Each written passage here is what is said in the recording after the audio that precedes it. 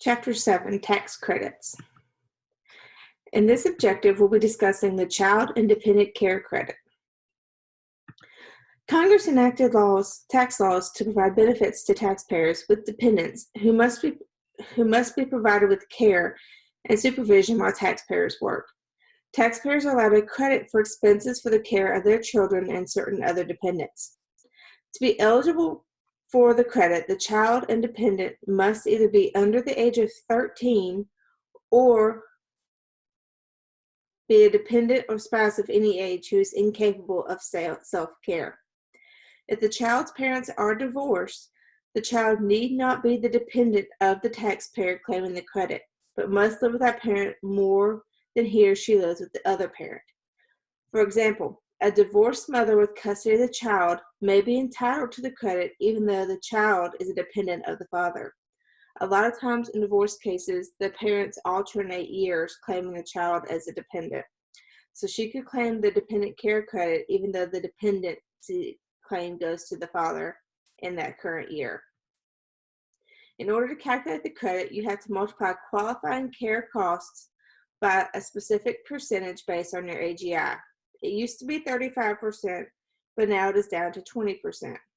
And the credit percentages can be found on the first page of the Form 2441 on page 719, Child Independent Care Expenses. So what kind of expenses are qualified? The expenses that qualify for the credit include amounts paid to enable both the taxpayer and his or her spouse to be employed. Qualified expenses include amounts paid to in-home care, such as a nanny, as well as out-of-home care, such as a daycare center. Overnight camps do not qualify for the credit, nor do activities providing standard education, such as kindergarten. Day camps such as soccer camps, music camps, math camps, and dinosaur camps do qualify for the credit since they are not considered standard education. Payments to relatives are eligible for the credit unless the payments are to a dependent of the taxpayer or to the taxpayer's child who is under the age of 19 at the end of the tax year.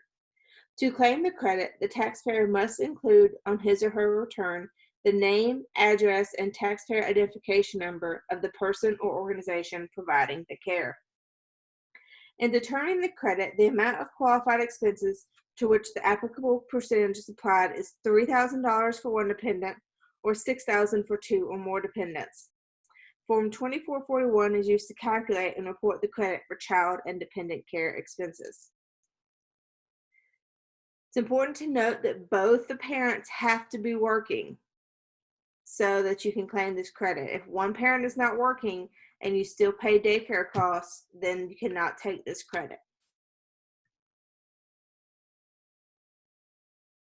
Also, if you're claiming the credit for paying an individual, you have to have the Social Security number of the individual that you paid in order to claim it for the credit. So here's an example. Joanne has a salary of $58,400 and investment income of $2,100. Lou, her spouse, is a full-time student for 12 months a year. They have 3 children under the age of 13 and total daycare costs of $12,800. What is their child independent care credit? How would this change if Lou is not a student and works part-time, earning $3,000, and Joanne receives $2,200 of employer-provided dependent care assistance? So the qualifying costs are the lesser of her earned income or his earned income. Her earned income is $58,400 and his is deemed to be $6,500 per month for the entire year since he is a full-time student. Or the annual daycare bill of $2,800, but you can only use $6,000 because they have 2 or more qualifying children. You look up the percentage on the table and find out that 20% of $6,000 is $1,200 for the credit. If Lou works and Joanne receives assistance, qualifying costs are the lesser of her or his earned income or annual net daycare bill.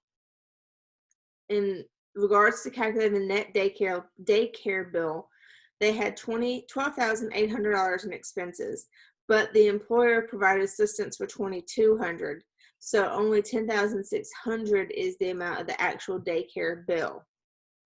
So you take the lesser of the earned income and multiply it times the percentage, or excuse me, multiply the percentage by the table on the form based on the new AGI. Get 3,000 times 20%, you get a $600 credit.